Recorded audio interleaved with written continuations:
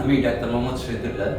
আমি x professor gynae and obstetrics, retired. আমি 2017 সালে রিটায়ার করেছি। বর্তমানে আমি ধানমন্ডিতে থাকি। দীর্ঘদিন আমি কাজ গাইনি অবস্টেটিক্সে কাজ করি। দাঁড়িয়ে দাঁড়িয়ে অনেক অপারেশন করতে হয়। হাঁটু নিয়ে আমার খুবই সমস্যা হচ্ছিল। তো হাঁটু দিয়ে অনেক সময় আমি ডিসলোকেট হয়ে যেত হাঁটুটা। আমি হাঁটতে পারতাম না, ব্যথা পেতাম। আমার বিশেষ করে দুইটা হাঁটুতেই আমার ব্যথা ছিল। তো বিশেষ করে বাম হাঁটুটা আমার খুবই আনস্টেবল হয়ে গেল। আমি মাঝে মাঝে বাথরুম টয়লেটে যেতেও খুব কষ্ট হতো, আমি খুব ব্যথা পেতাম। তো পরবর্তী পর্যায়ে আমি কয়েকজন অর্থোপেডিক্স ডাক্তারকে দেখালাম। তো দেখানোর পরে সবাই বললো আপনার osteoarthritis grade 4, it will not be cured by conservative measurement, you have to go for surgery. দেন আমি বিভিন্ন জায়গায় যোগাযোগ করলাম এবং এই সার্জারির আউটকাম এবং কেমন এবং কে ভালো বাংলাদেশের মধ্যে সবচেয়ে, সেটা আমি খোঁজখবর নিলাম। তো আমার বাইরে থেকেও আমার খবর নিলাম। তো সে অনেকেই বাইরে যেয়ে আমার অপারেশন করতে বললো, ইন্ডিয়াতে অথবা সিঙ্গাপুর অথবা থাইল্যান্ড বা মনগ্রাদ হসপিটালে যেতে বললো।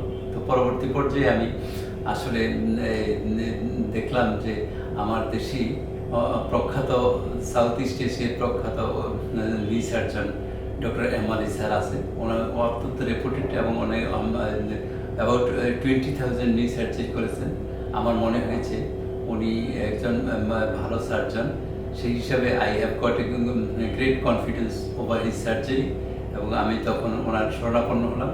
উনি আমাকে অত্যন্ত অমায়িক ব্যবহারে আমাকে সন্তুষ্ট করলো এবং আমি ওনার কথাবার্তা শুনে I myself become confident over his activities.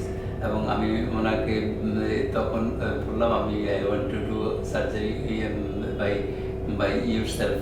তো তখন উনি আমাকে অ্যাডমিশন দিল এবং আমি অ্যাডমিশনের আগে একদম খুবই অসুস্থ হয়ে গেলাম এবং মনে মনে ভয় পাচ্ছিলাম।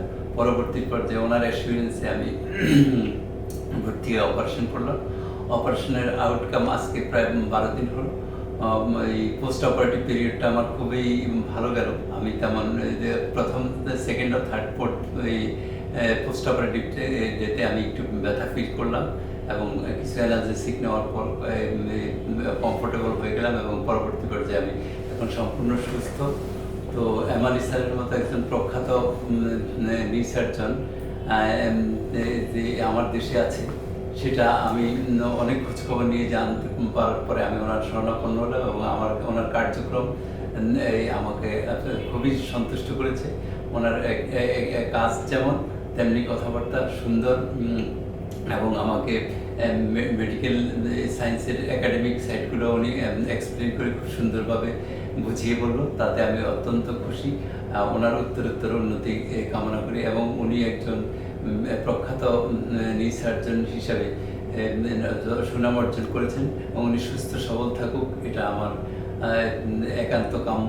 এছাড়াও এভারকেয়ার হাসপাতালকে আমি পছন্দ করলাম এই কারণে যে এভারকেয়ার হাসপাতাল অত্যন্ত সুশৃঙ্খলভাবে আমার অ্যাডমিশন এবং অপারেশন এবং পোস্ট অপারেটিভ আউটকামগুলো ম্যানেজ করেছে এবং এভারকেয়ার হাসপাতালের ক্লিনলিনেস এবং অ্যাসেপটিক মেজার, ওটি প্রিপারেশন, ওটি সেট আপ আমার কাছে খুবই পছন্দ এবং আমার মনে হয়েছে যে একজন অর্থোপেডিক্সের জন্য যেরকম ওটি প্রয়োজন আছে এবং যেরকম অ্যাস্থেটিক সেট আপ প্রয়োজন আছে, ওনাদের এখানে সম্পূর্ণরূপে সুস্থ এবং সুন্দর এবং ভালো মানের একটা মেডিকেল অবস্থান নিয়ে ওনারা কাজ করছে।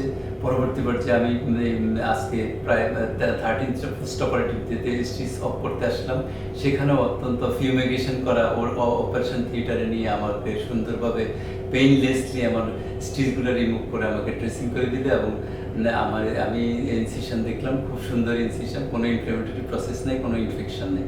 তো ওভারঅল স্যারের এই সমস্ত কর্মকাণ্ড আমাকে খুবই আপ্লুত করেছে। এই এমআরই স্যারকে আমার অন্তর থেকে আন্তরিকভাবে ধন্যবাদ জানাই এবং ওনার উত্তরোত্তর সুস্বাস্থ্য এবং সুন্দর ভবিষ্যৎ কামনা করি এবং এছাড়া উনি যেন ওনার কার্যক্রমটা এই সুস্বাস্থ্য নিয়ে সুন্দরভাবে মানব সেবায় ব্যবহার করতে পারে এই কামনা করি, এবং এবার কেয়ার হসপিটালের সুষ্ঠু পরিবেশ যেন মানব সেবায় নিজেদেরকে ব্যাপৃত রাখে, এটাই আমার কামনা।